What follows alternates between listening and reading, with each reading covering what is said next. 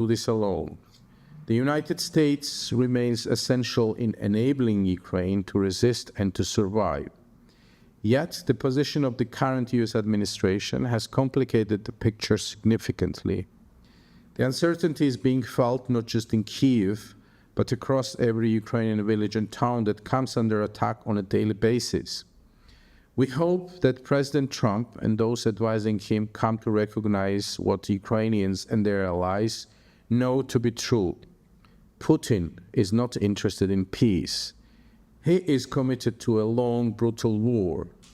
The only way to stop him and to safeguard Ukraine and Western allies' security is by sustaining and strengthening military, financial, and political support for Ukraine.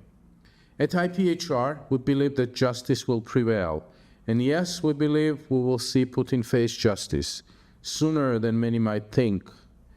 The report, which is being presented today, is one small but meaningful step on the road to justice.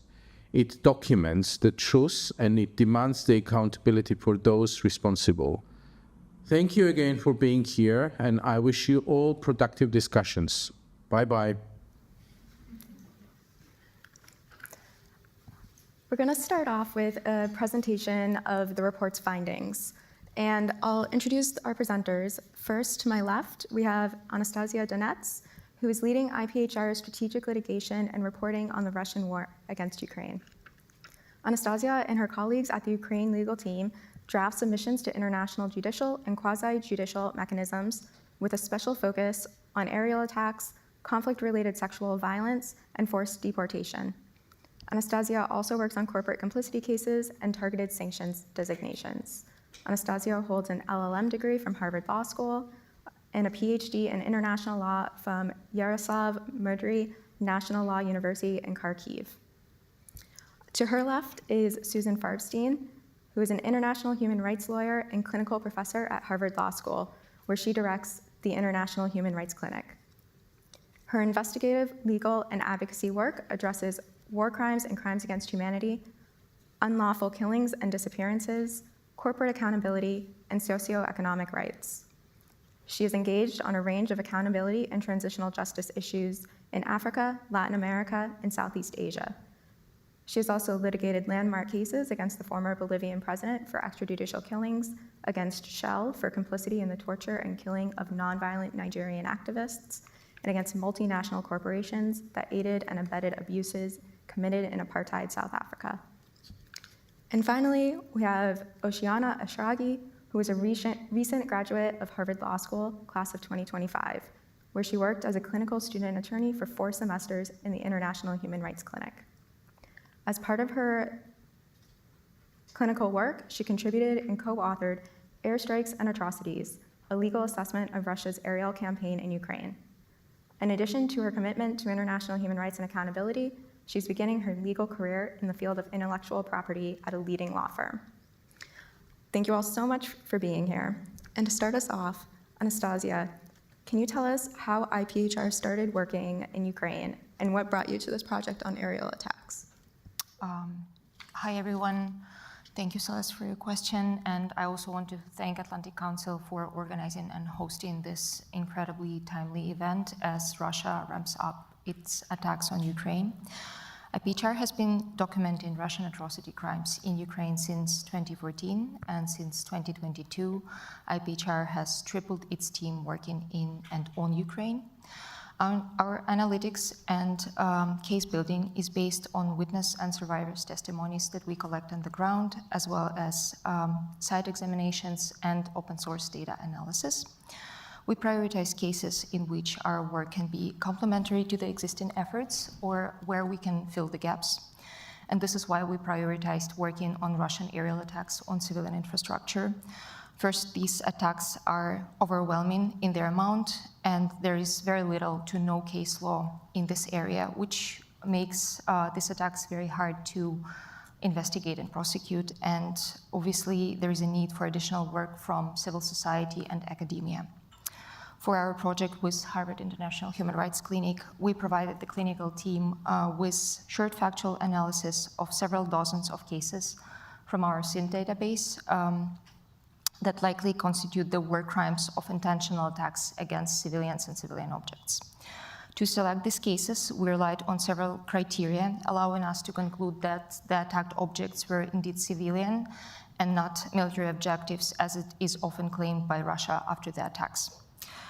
So the criteria we looked at were the number of civilian casualties that indicate that it were civilians who were using these objects. We also confirmed that there was no known military objects in the vicinity of the strike site or anywhere nearby.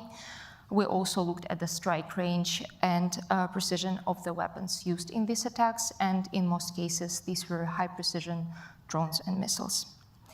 All of this allowed us to demonstrate that civilian casualties and destruction were not collateral damage. They were also not an incident or accident, but rather a predictable and in fact intended outcome of these attacks with no military advantage gained from them. So we gave these pre-selected cases to the clinic.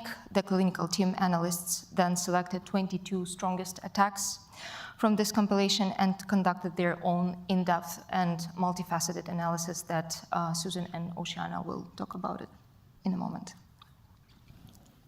And for the research presented today, it focuses on Russian attacks between 2022 and 2024. Could you tell us whether the situation in Ukraine has changed since you last analyzed the cases you mentioned, and how?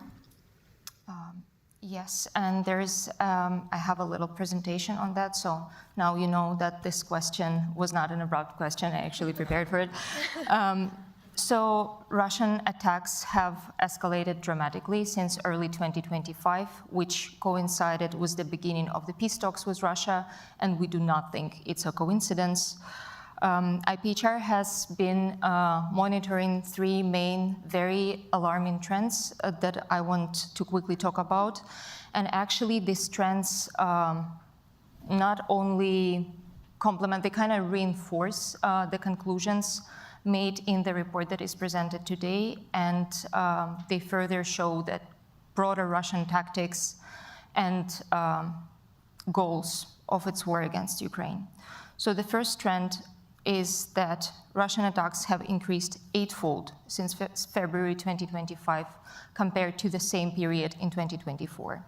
According to our statistics that are based on daily briefs by Ukraine Air Defense, between just February 1st and June 17th this year, Russia attacked Ukraine with more than 21,000 drones and missiles, compared to some 2,500 same period last year. And just to give you one striking example of how these attacks happen at the same time as the peace talks are happening. On May 19th, hours after President Trump's phone call with Putin, Russia launched its biggest air raid on Kyiv to date. And this is when my colleague Simon, whom you've seen earlier, was in Kyiv at the time. A week later, Russia launched the biggest attack all over Ukraine, with a total of more than 1,000 missiles and drones fired over just 3 days, according to CSIS statistics. The second trend that kind of logically emanates from the first one is that Russian attacks are as deadly as ever. According to UN Monitor mission to Ukraine, today's civilian casualties are nearly 50% as high as during the same period last year. And I don't want to give you too many numbers about killed civilians. I just want to give you one. Yesterday, Russia attacked Dnipro, which is in southeast of Ukraine. The blast wave was so powerful that it broke windows 3 miles away from the epicenter of the attack. Russia hit apartment buildings and a civilian train. In the attack, it killed 18 civilians and injured more than 300.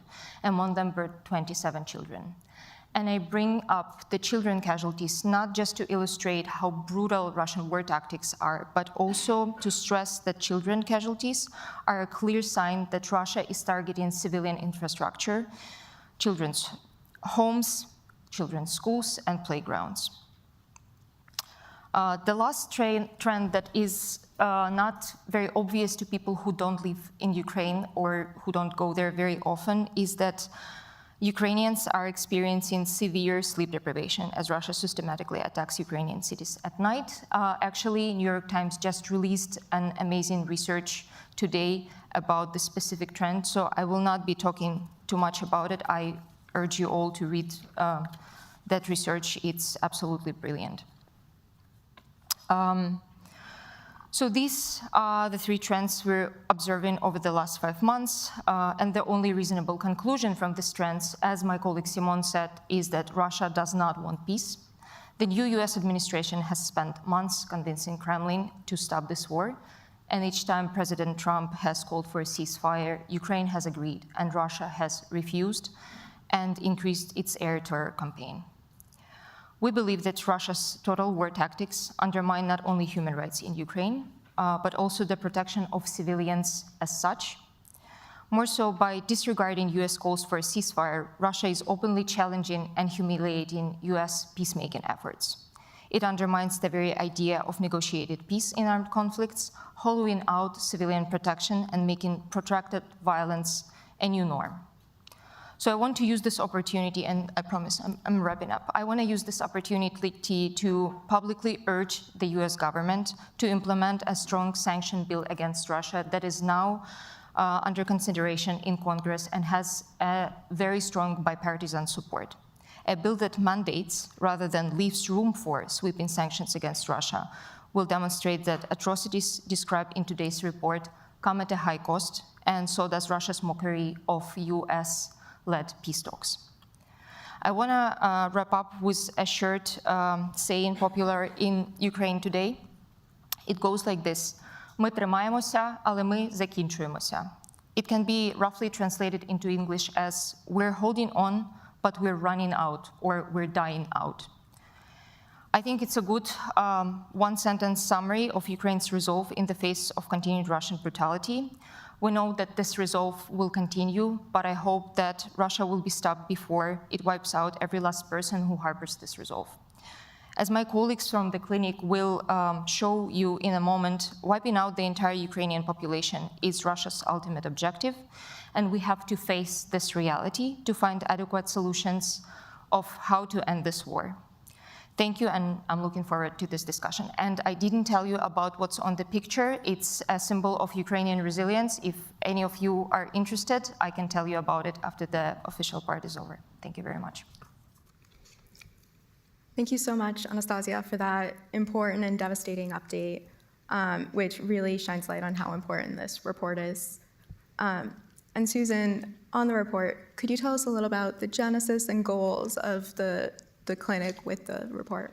Yeah, absolutely. Thanks, Celeste. So I think that we had 3 overlapping goals at the time that we initiated the project, and those have continued to be constant throughout the period that we've done this work. So the first goal is obviously to advance justice for war crimes and crimes against humanity in Ukraine. And at the time that we started working with IPHR, the ICC had opened its investigation into Russia's actions in Ukraine, but had not yet issued the arrest warrants that followed in March of 2024. So those were arrest warrants specifically for the kinds of aerial attacks that we're talking about in this report against a lieutenant general in the Russian armed forces and an admiral in the Russian Navy. And then 2 more arrest warrants followed in June of 2024 against the former Minister of Defense and the Chief of the General Staff. And I think what those arrest warrants sort of indicated to us is that we were on the right path, and that we were thinking about a lot of the same legal issues that the prosecutors at the ICC were thinking about. And it confirmed the value of our work, but I think it also sort of pushed us further because we want to try to advance justice and also advance the law. And what we've tried to do here is show that cases can be built not just for war crimes, but also for crimes against humanity in the context of these drone and missile strikes. So while the Office of the Prosecutor of the ICC is categorizing Russia's conduct as the war crime of attacking civilian objects and the crime against humanity of other inhumane acts, our report goes further in that it says that we think we have really strong evidence for 2 other crimes against humanity: extermination and persecution. So that's one goal, to advance justice. I think the second goal was just to support the amazing work of Anastasia and her colleagues at IPHR. Part of our clinic's model is always to work in collaboration with organizations that are sort of on the front lines and are very much immersed in the issues that we're working on. You've heard from Anastasia already about the really incredible fact-finding and documentation that they've done. We're not well placed to do that, but what we can do is sort of bring all of our legal skills and legal analysis to complement that work. So that was our second goal, was to bring our resources to support the fact-finding and the investigations that IPHR has been doing so brilliantly.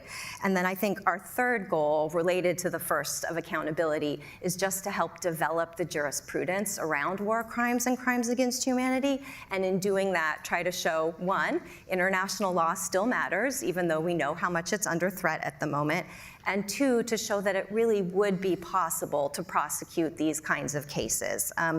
If a case were to go forward, it would be the first of its kind in which individuals were held accountable for these sorts of aerial attacks. And that's because proving this is hard. It's hard to demonstrate that the actors, the perpetrators, have acted with knowledge and intent. But as we'll talk about more in a minute, that's what we've tried to do, and we think that it's possible. Thank you so much. And Oceana, as one of the primary drafters of this report, could you talk a little about how you use the crime-based evidence that IPHR gathered to build the legal arguments that these attacks constituted war crimes and crimes against humanity? Yes, of course. So in conducting our research and putting together the memorandum, we first started by just combing through the very impressive database that IPHR provided us with. And from this review, we identified recurring patterns and selected 22 attacks that we believed best illustrate the two overarching patterns that we observed. These patterns were, first, attacks on critical energy infrastructure, including electric grids and power grids, and second, attacks on civilians and civilian objects with the use of precision-guided weapons. So first, with respect to the critical energy infrastructure attacks, we concluded that Russian forces have conducted a widespread and systematic campaign targeting Ukraine's critical energy infrastructure through missile and drone strikes. These aerial attacks follow a very clear pattern, repeatedly striking energy facilities during winter months when the need for electricity is most acute due to freezing temperatures in Ukraine. Additionally, the attacks were both geographically widespread and have continued each winter of the war. To make it very concrete, observers who track the conflict recorded a total of 223 attacks on critical energy infrastructure across 23 of Ukraine's 24 oblasts between October 2022 and April 2023. So that's an average of more than one attack per day spread across the entire country, and this pattern has continued into 2025. The intensity, geographical scope, and types of installations targeted make clear that the objective of the attacks was not just to damage or destroy electric grids or energy infrastructure, which could arguably serve a military purpose, but instead to disrupt and destabilize the entire energy system in Ukraine on such a scale that it inflicts significant harm on the civilian population. Next, moving on to the attacks on civilians and civilian objects. Russia's attacks on Ukraine have damaged or destroyed over 700 medical facilities and over 1,500 schools and colleges, often in areas where there's no identifiable military target nearby. Some experts have even begun to describe this devastation as herbicide, a term that refers not only to the destruction of a city, but also its identity. Much like the attacks on critical infrastructure, the attacks on civilians are intended to terrorize and demoralize the Ukrainian population to ultimately encourage their surrender or their flee. Then after identifying these patterns, we applied international legal standards to our findings to ultimately demonstrate, as Susan mentioned, that Russia's attacks amount to both war crimes and crimes against humanity. War crimes refer to grave breaches of international humanitarian law, and in our memorandum, we focus primarily on the war crimes of intentionally directing attacks against civilians and civilian objects, along with the war crime of using starvation as a method of warfare. Crimes against humanity, while overlapping in many ways with war crimes, have distinct contextual legal elements. So these are that they must be part of a widespread or systematic attack on the civilian population, and it must be carried out pursuant to a state policy. In our memorandum, we analyzed Russia's state policy of total war, which envisions the demoralization of Ukraine's civilians and the destruction of civilian life as a key component of victory. The goal of this state policy is for Ukraine to be reorganized, reestablished, and returned to what Russian leaderships describe, and I quote, as its natural state as part of the Russian world. In practice, this total war strategy has been carried out through the relentless bombardments of civilians, civilian objects, and all necessary underpinnings of civilian life. And the documentation makes clear that Russia is seeking to collectively punish and demoralize Ukrainians such that they either pressure their government to surrender or are killed or dispersed in sufficient numbers so as to no longer comprise a distinct national group. Our memorandum outlines several crimes against humanity, including murder, extermination, persecution, and other inhumane acts. But today we just wanted to focus in particular on highlighting the crimes against humanity of extermination and persecution. These are two crimes that are often under-examined in discussions of Russia's assault on Ukraine, but we believe are especially critical in understanding the full scale and intent behind Russia's campaign. Under international law, extermination is defined as the killing of one or more persons as part of the mass killing of members of the civilian population. Importantly, this includes not only direct killings, but also the infliction of conditions of life that are calculated to bring about the destruction of part of the population. So in other words, it includes both direct and indirect killings. Our memorandum focused its extermination analysis on Russia's repeated attacks against critical energy infrastructure, particularly concentrated during Ukraine's harsh winter months, where the average temperatures range from a high of 3 degrees Celsius to a low of -20. In such conditions, prolonged power outages, which have been lasting days, weeks, or even longer, impose life-threatening conditions on civilians.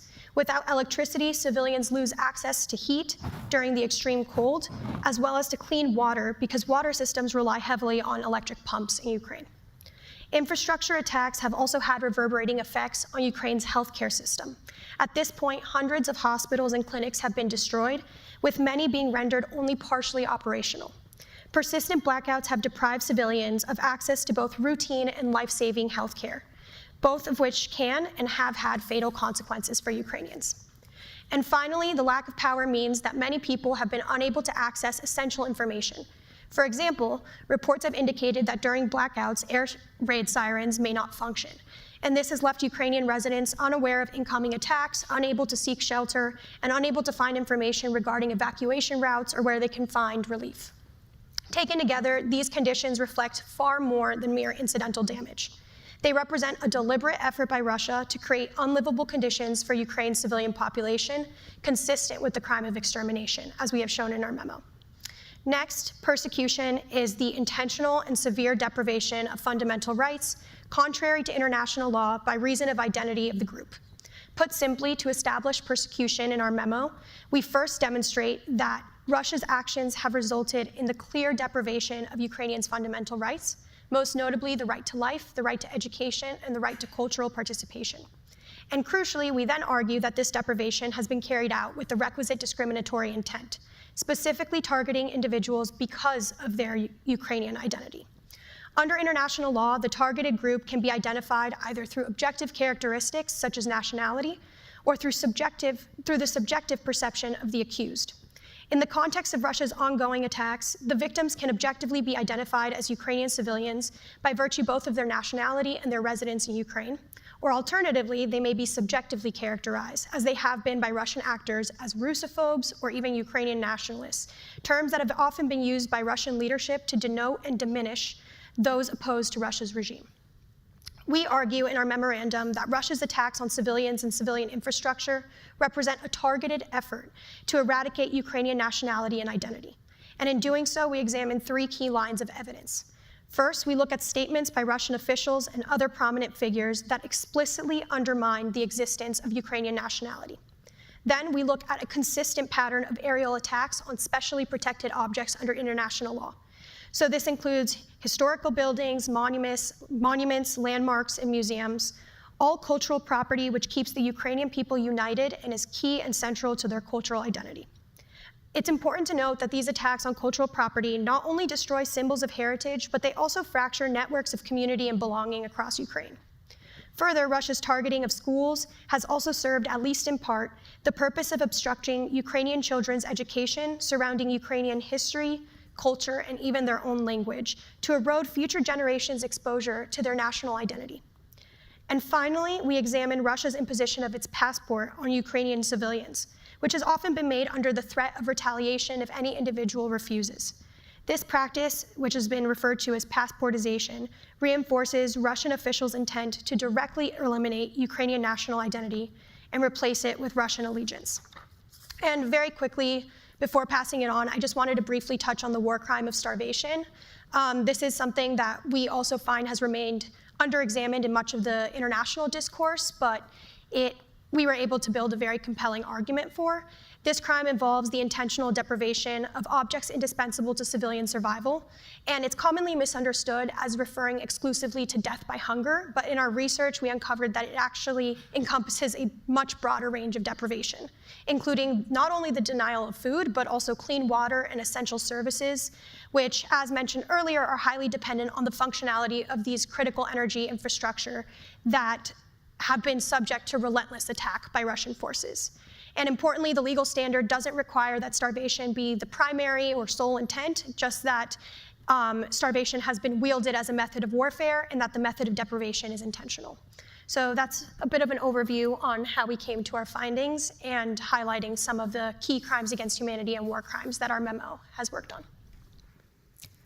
Thank you so much for that incredibly detailed and important analysis. That's incredibly helpful to know. I think we're going to pause here, if that's okay.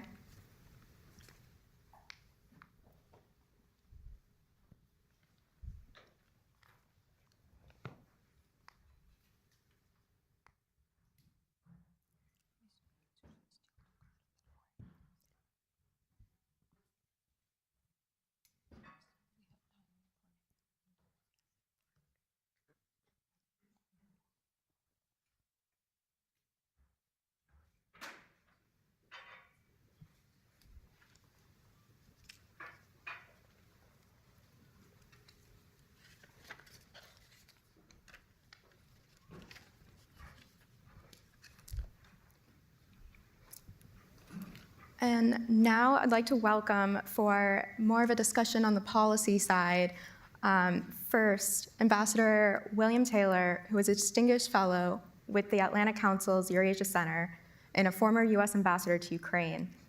Prior to his time in the U.S. Embassy, Ambassador Taylor served as Special Coordinator for Middle East Transitions at the U.S. Department of State from 2011 to 2013, and as the U.S. government's representative to the Mideast Quartet from Jerusalem.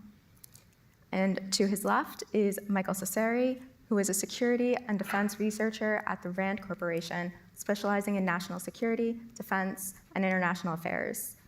Previously, Michael served as a senior policy advisor at the U.S. Commission on Security and Cooperation in Europe, or the Helsinki Commission, where he focused on political military issues in Europe, and as a principal regional advisor on the Caucasus and Black Sea regions.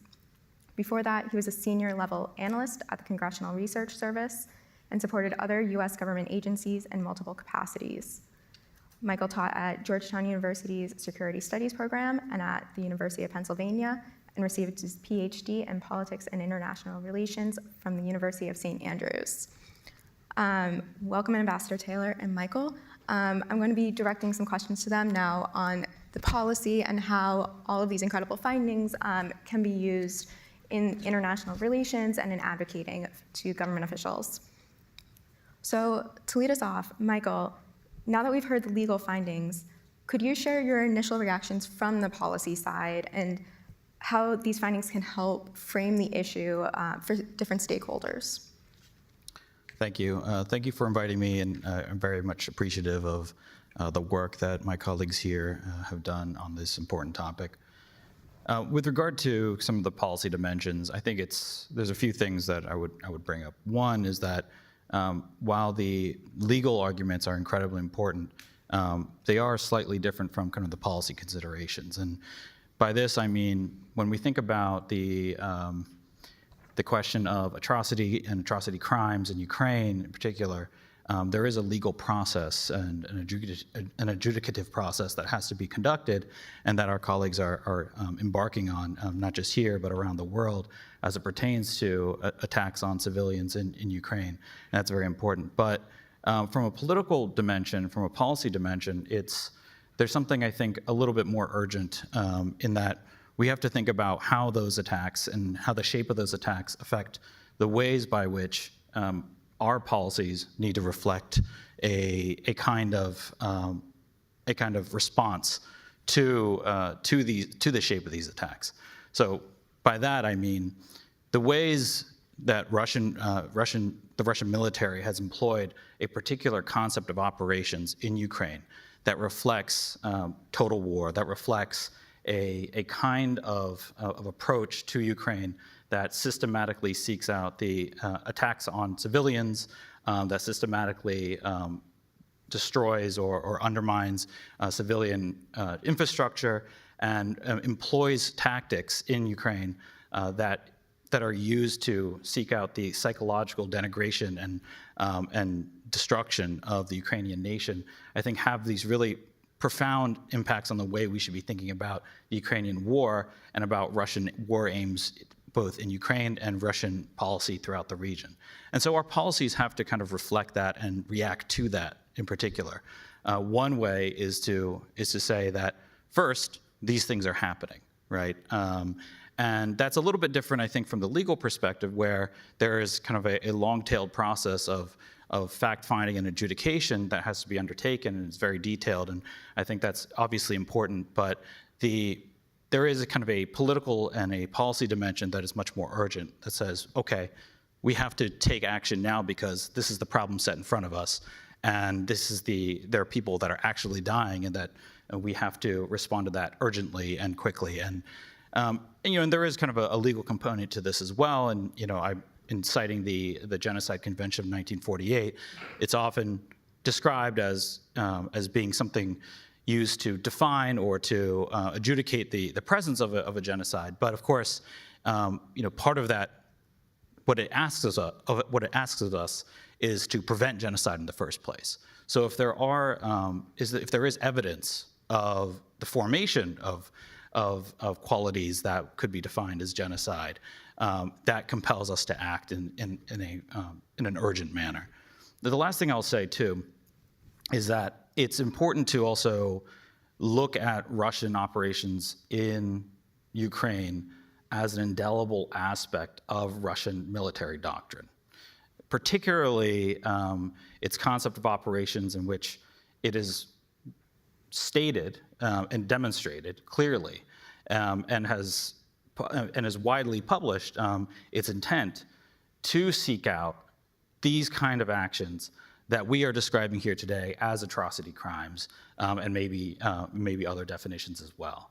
And that approach, that concept of operations, is not only on display in Ukraine, but we've seen evidence of it happening elsewhere in Syria, in Georgia, in Chechnya before. And so this is not a new phenomenon, but rather a continuation of a long-standing Russian military doctrine, and one that obviously is being employed to wider effect, more destructive effect, but is not new. Thank you. And a brief pause. Do want to note that we encourage anybody with questions to submit them on askac.org. And for those submitting online, we especially welcome any video or audio questions. Now, back to the panelists. To focus on one specific ongoing consideration, Ambassador Taylor, from what we've heard, there's a clear need for accountability for the crimes. How does that fit into the peace talks that are ongoing so that those can go forward while still ensuring justice for Ukrainians? Celeste, it's hard to describe the current situation as ongoing peace talks. Simone made the point that the Ukrainians and the Americans have agreed on certain proposals, like a ceasefire, like a 30-day comprehensive air, land, and sea ceasefire. And President Trump took that to President Putin, who said no. And that's been the pattern, as Simone laid out, this is not the only time, it continues to be, that the Ukrainians are willing to have these conversations, and the Russians aren't. We see, however, that it is possible to come to some agreements on prisoner exchanges, and even some indication that children, and this has been top of the priority for the Ukrainians in all of the conversations going into these discussions about peace talks. So the humanitarian aspects and prisoner exchanges and exchanges of killed service members can result when there is will on the other side, on the Russian side, to come to an agreement. So it's not impossible to do this, but it's been impossible to talk about a ceasefire or a settlement. And then that gets into your question about accountability, which is so important to Ukrainians. And Shelby and I and John Herbst and Dan Fried, all the Atlantic Council team has spent some time recently, both in Odessa and in Kyiv. And we talked to a lot of Ukrainians, so good to have Ukrainians here, about the importance of accountability. It's hard to incorporate demands for accountability into the question about a ceasefire, the 30-day ceasefire. It has to stay on the table. One way of keeping it on the table is the kind of work that you all are doing, and others. But the kind of work to show to Ukrainians in the first instance, but others as well, that accountability is there, is going to happen. There are going to be consequences for these kinds of actions. This kind of work, this report that you all have put together is a big step in that direction. I was mentioning earlier that, and people may have seen as well, the Financial Times has done a documentary, a very impressive documentary, to do that same kind of work, forensics, using all kinds of evidence that they have put together, and they've identified individual soldiers, Russian soldiers, who have killed Ukrainian prisoners of war who were unarmed. It's horrifying, and the descriptions that you all have put together of these attacks, these long-range attacks, together with the kind of just immediate atrocities that we can see. This is important for Ukrainians to see that accountability is coming. Thank you. A really helpful answer. Michael, turning back to you for a second, how do the findings of the report play into specific policy requests that are currently before U.S. government, whether it's Congress or the U.S. State Department, and what items should those looking to advocate on behalf of Ukraine and Ukrainians be asking for? Thank you. Thank you for the question. I mean, I think the report does a really excellent job of laying out in stark terms the ways by which this operation that we're seeing in Ukraine, this invasion by Russia and Ukraine, has very much had a particular impact on civilians and is being targeted against civilians. And I think that's important for a couple of reasons. One, because I think there is kind of there's an inevitable tendency in politics, in the policy realm, to allow for a major crisis to eventually devolve into something like a faraway conflagration between two opponents. And I think there's some evidence in the public domain right now that there is that view in various realms. But what this report does is kind of refocuses on the cost of that invasion, and what that means for ordinary people, what that means for Ukraine as a nation, and what that means for Ukraine as a state. What it also does, and this is echoing Bill's comment here, what it also does, I think it augments and buttresses this longstanding view and frankly, the knowledge that the United States government and others have had, that we are seeing, again, the playing out of a certain kind of Russian doctrine, a certain Russian concept of operations, and that the results, as gruesome and as devastating as they are, have been rather predictable in a lot of ways. And the shape of our policy countermeasures have to match that. They have to be equipped in such a way that we're able to contend with kind of the scale of this destruction and the scale of this discriminate destruction. I don't like the term indiscriminate targeting, because that suggests that this is something that isn't intended. It's actually quite intentional. There's a very clear intentionality, both in the pattern of attacks as well as in the ways by which the concept of operations has been articulated and is carried out and is lauded by the Russian officials and leadership. So, in terms of carrying forward policy, what we have to do is think about the ways by which, how does our policy allow or at least does not appreciably respond to these destructive measures? What are the downstream effects on our credibility? What are the downstream effects on the United States' national security interests? And frankly, our moral credibility and standing. And I think those are things that everybody's, to some degree, has to take into account when formulating policy, because, I mean, the moral dimension is not just something that we think about as, oh, that's, a nice to have, but in fact is kind of a core component of what makes the United States an influential and strong power, is that ability to be able to say that we have a certain kind of moral high ground in which we're standing. Thank you, absolutely. And one more question before we turn it over to audience Q&A.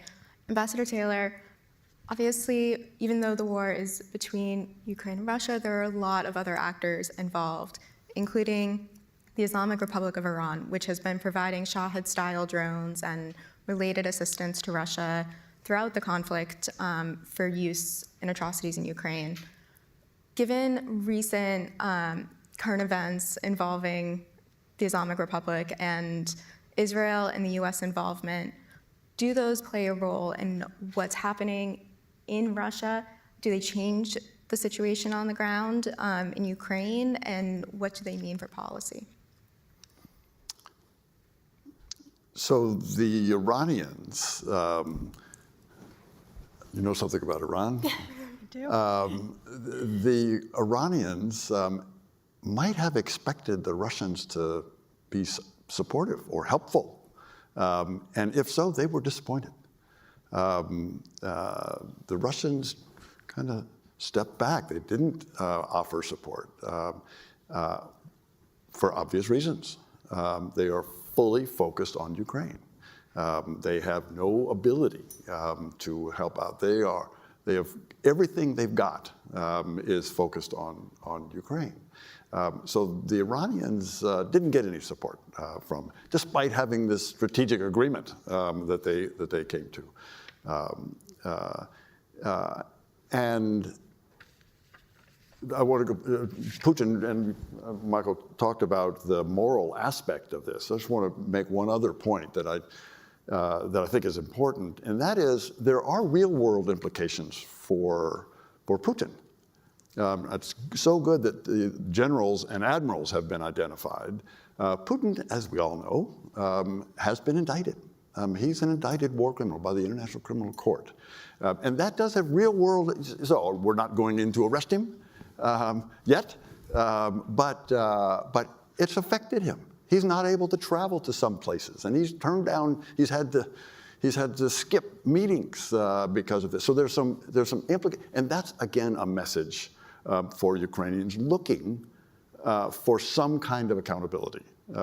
So the Russians have their hands full, no support to the Iranians, and the indictments that you all are pursuing and that the International Criminal Court is as well. Thank you. And with that, we'll start Q&A. And I'm actually going to start with moderator's prerogative with a question for Susan related to those accountability efforts of how you think this report can play into accountability efforts and international response.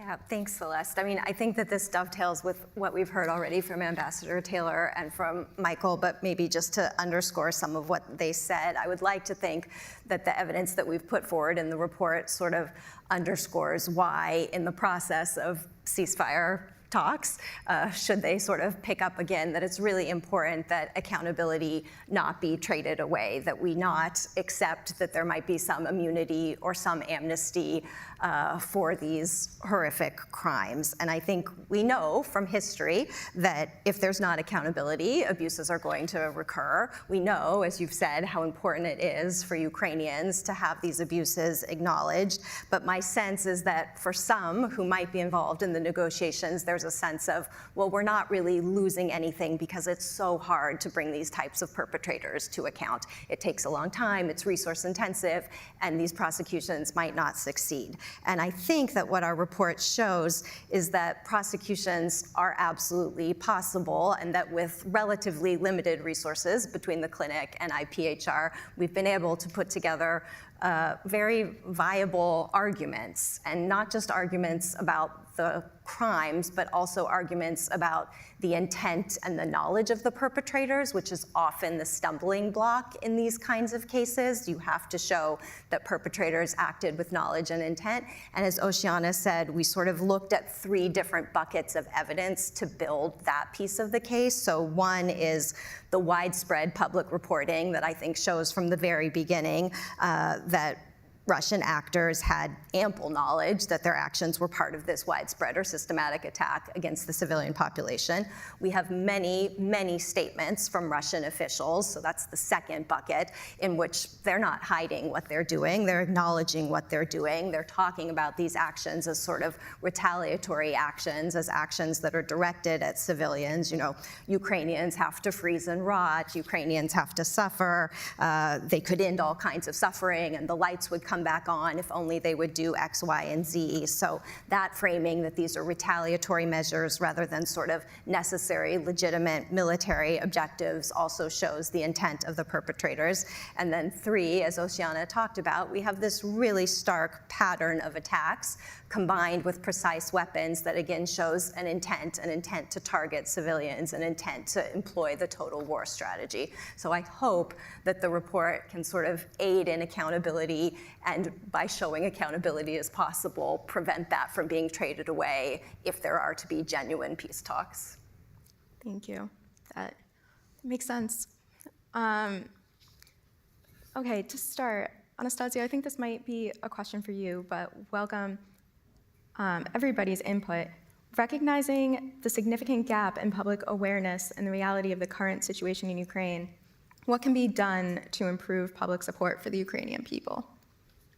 I guess it depends on, the question is to me, so I would answer it from the perspective of people working in human rights NGOs and maybe political think tanks.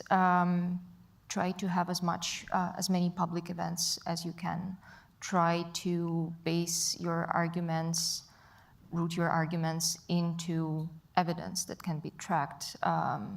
Use reliable methodology so that propaganda in Russia wouldn't say that this were just some anti-Russian, anti-Slavic rhetorics from pro-Western people who are funded by the US, let's say, because this is often what is said. I think it's very important to not only focus on the horrific things that Russia's invasion brought into Ukraine and into the world. We are now, it is called one of the most documented war in human history, just because everyone can be a reporter these days with their phone filming, and actually many people do film Russian attacks on cities and villages in Ukraine. So I would say bring it up as much as possible, but also focus on Ukrainian resilience, focus on the fact that there is hope. Russia thought Ukraine will be conquered in, 3 days? It's been 3.5 years. Russia has half of its air fleet destroyed.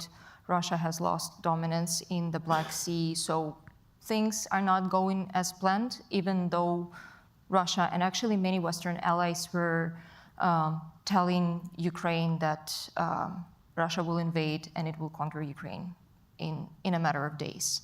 So it's very important to focus on the bright side, focus on the future, and focus on the opportunities that this horrible war created. And one of these opportunities is that we can make international law more effective in protecting those who it was created for, civilians that suffer from armed conflict. So now is a window of opportunity to change the case law, to use innovative case law, as my colleagues from the clinic have done and demonstrated that it's possible to do with this report. So yeah, talk about Ukraine, focus on the bright side, and keep fighting. Anyone else? Michael? Celeste, can I just, yeah. Using those arguments, I mean, this is exactly right. Using the evidence argument, Americans should talk to their representatives at all levels. I was in Central Virginia last weekend, and there was a delegate to the Virginia General Assembly, and we had a good conversation about Ukraine, and people came up to him afterwards to make the case. So at the local level, but in Congress, in the Senate, they need to hear that Americans care about this, and for the reasons that this report shows. This is one of the reasons we care about this. There's a moral aspect to this that has a power for this thing. Again, Simon mentioned that there's a bill in 82 senators have signed on, so there's strong bipartisan support, anti-Russian, pro-Ukrainian, which reflects the American people as well. I mean, the American people, when they're asked, they support Ukraine and they oppose Russia. So that message getting to our representatives, I think, is really important. Thank you. I just want to quickly say, first of all, I co-sign what my colleagues have said here, but it's a little bit in vogue right now to talk about Ukraine in materialist terms, and its mineral wealth, its military capacity, its strategic location, and I think those are all valuable things to bring up and valuable things to talk about. But to some extent, it may have come at the exclusion of the moral component. And in political science, we sometimes make the distinction between the material and the ideational. And I think here, what we see is this like kind of a braided continuum between the material and the ideational, where the moral component is not just something that's kind of a flight of fancy in our head, but actually something with real material and real kind of long-term national security interests. And I want to give like a couple of quick examples of that. One being that in Russia's maximalist demands to Ukraine in part of its ceasefire negotiations or its settlement negotiations, it has repeatedly said that Ukraine should withdraw its aspirations to join NATO, and it has also demanded that NATO membership be withdrawn from countries that already have it on the NATO eastern flank. And that tells us a couple things. One, that Russia's imperial aims in the region continue to be robust and do not stop at Ukraine. And it also tells us that if there were to be the potential for hostilities in the future, they might involve other countries in the region, not just Ukraine. And if we're looking at this pattern that has recurred that exists in Ukraine now, but goes back to, again, Syria, Chechnya, Georgia, elsewhere, we can see that the same doctrine, the same tactics that have been employed to destructive effect in Ukraine might be also employed elsewhere. And multiple intelligence chiefs in European allies have said, we believe Russia will be in a position to regenerate and maybe launch an attack against NATO within 5 to 10 years. And that's something I think we have to take into account. So the moral here, the moral aspect is actually a braided and incredibly important part of the material aspect. Thank you. Anyone else? I think we might have an audience question, so I'll turn to that, but also a reminder that if anyone has questions, please put them in on askac.org. Thank you. Robert Benson with the Center for American Progress. If you could help us concretize what these accountability mechanisms would potentially look like, right? So understanding the complicated relationship the United States has with the International Criminal Court, not being a party to the Rome Statute.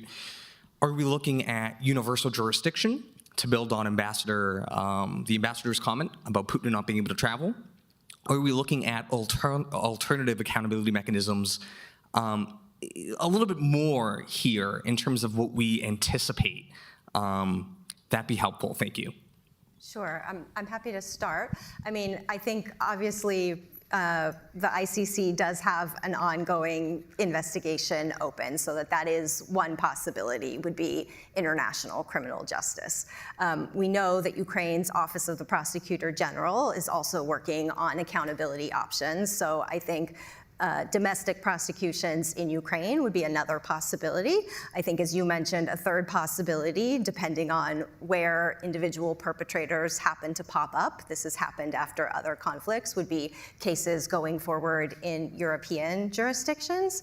And I think there are sometimes mechanisms in US courts, not criminal accountability, but sometimes civil accountability options under statutes like the Torture Victim Protection Act. So I think, speaking for myself, as somebody who cares deeply about accountability, right now I'm less concerned about the level at which that accountability has happened and more sort of concerned with trying to demonstrate that it is possible in different jurisdictions to build these kinds of cases and hold individuals accountable, and then we'll see where the opportunities arise. But I think that, as your question indicated, it could be international, it could be domestic, it could be some kind of, and probably we'll see if processes play out, again, in ways that have happened after other conflicts, it might be that you see different prosecutions at different levels.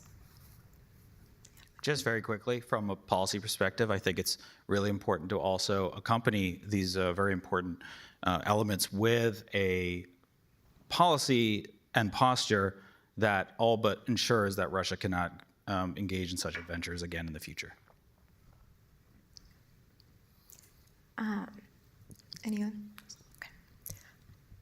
Any other audience questions? Okay. Turning to one from askac.org. The report mentions that the authors identified hundreds of missile attacks against civil infrastructure, and 22 cases were selected for in-depth analysis. So for the report drafters, can you speak more about the criteria for determining these cases? Yeah, of course. I'm happy to start with that. So just for context, we had about 12 clinical students working on this project, and there was a bit of turnover over the course of the year and a half that we were working on it. So it was definitely important to pinpoint criteria that we could use to select these attacks so that it was consistent across the different people who were working on the memorandum at any given time. So some of these criteria that we looked at were, first, the type of weaponry that was used. So particularly for the attacks on civilians and civilian objects, less so for critical infrastructure because most of those were already using precise weaponry. We tried to choose attacks where precise weapons were employed to execute the attacks.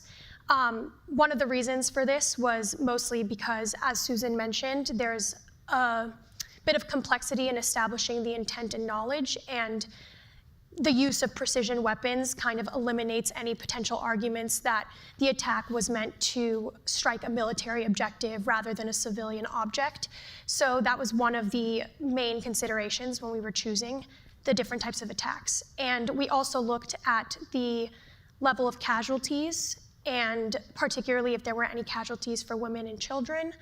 And we looked at the type of target. So this was all in an effort to establish these clear patterns, and ultimately we were able to delineate the two key types of targets, one being critical energy infrastructure and the other being just the more broader bucket of civilians and civilian objects. There were some cases where there were a wide breadth of weapons that were employed. So similar to what Michael mentioned earlier, those might be characterized more commonly as indiscriminate attacks, but we believe that a lot of these were directed towards residential neighborhoods, places that were very densely populated. So in those cases, we were able to still extract that intentionality element from the sheer fact that these wide range of weapons were being deployed somewhere where it's heavily populated, and we also looked at a lot of maps to ensure that there was no clearly identifiable military objectives nearby. And I'm not sure if Susan has anything to add. Yeah, I mean, I think maybe the only thing that I would add is that I wouldn't want anyone to hear us talk about 22 attacks and think that those are the only 22. These were very much representative attacks, but we could continue, or someone else could continue to do this kind of work, and I'm very confident that what you would see is this pattern repeating itself again and again, across the country, across the years. So we chose these to be representative. We didn't choose them because they were the only or even the best examples necessarily. An important clarification. Thank you. Okay. Yes. Thank you. Thanks so much. Thank you. Yep. Nikolai Cronin, incoming graduate student at the RAND Corporation, actually, and this is a question for Michael and everyone else. Which political stances, policy details, and other messages have been the most effective at getting aid for Ukraine implemented, whether it be in Congress or the rest of government? Thank you. Good to see a colleague here. I can't say there's any one particular message or set of messages that are effective.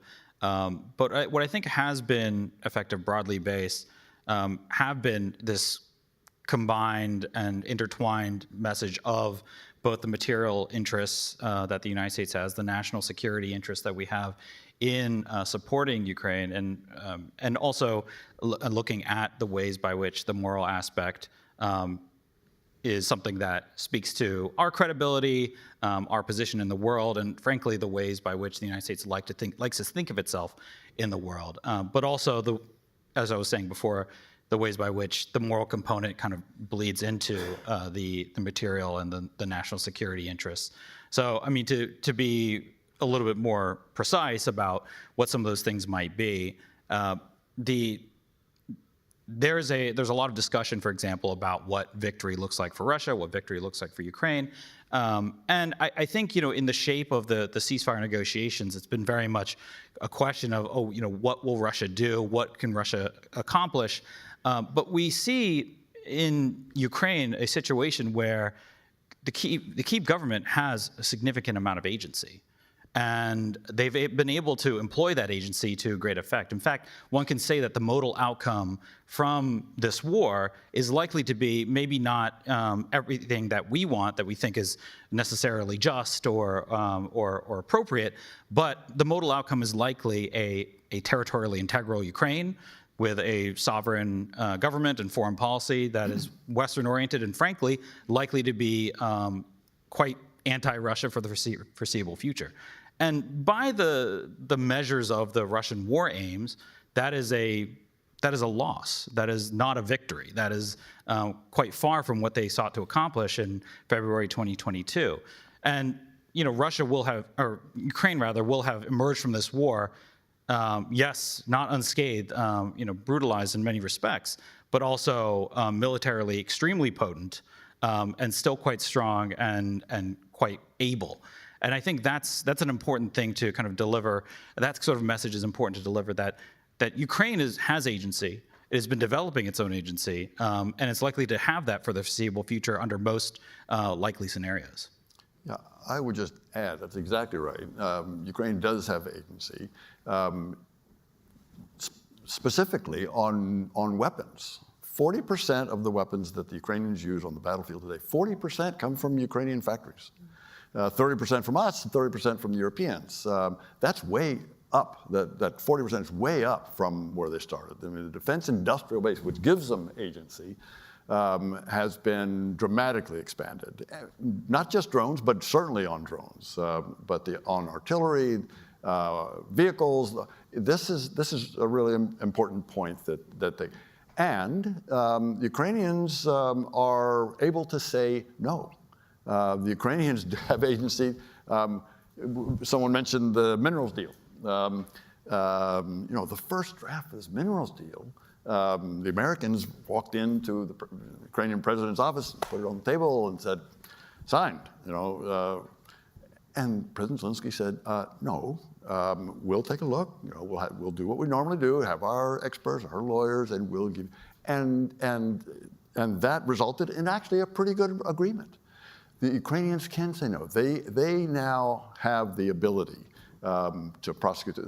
Look at the maps of the war. The map of 2 years ago compared to the map of today is about the same. You read in the papers that the Russians are on the march and that the Ukrainians are on the ropes. Not so. The Ukrainians have been holding off the Russians for 2 years with virtually no change in the battlefield. Simon mentioned that there's grinding at very high cost to the Russians. But 2 years ago, the Russians occupied 19% of Ukraine. Today, they occupy 19.5% of Ukraine. The Ukrainians are holding off, and they've got agency. I just want to emphasize what Michael said. If I may also add just one quick remark. I think it's very important to stress that military aid to Ukraine is in fact an investment of the US in its own security and into the regional security and stability. Ukrainian army is one of the largest and most battle-experienced army in Europe. I would say it might be the only army that can repel further Russian invasion and aggression against either other European states. I would also say that it's not only about investing in the weapons. As Michael brought up several times today, a very important point that Russia did it in Transnistria, Russia did it in Chechnya, Russia did it in Syria, Russia did it in Ukraine back in 2014. And we were saying back then that this is a precedent that the Western allies did not react to correctly. And this is why we're having what we're having now today. And it has broader implications. Russian seizing of Crimea created a springboard for the Russian invasion in 2022. It's now using Crimea as a launch site of some of its most modern weapons, including ultrasonic missiles and ballistic missiles.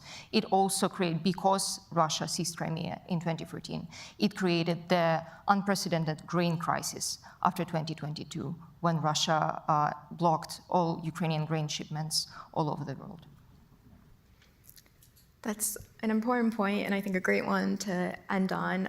We're out of time, but I want to sincerely thank all our panelists, the IPHR team, HLS team, Ambassador Taylor, and Michael. Thank you so much for coming out, and thank you for everyone here and in the audience online.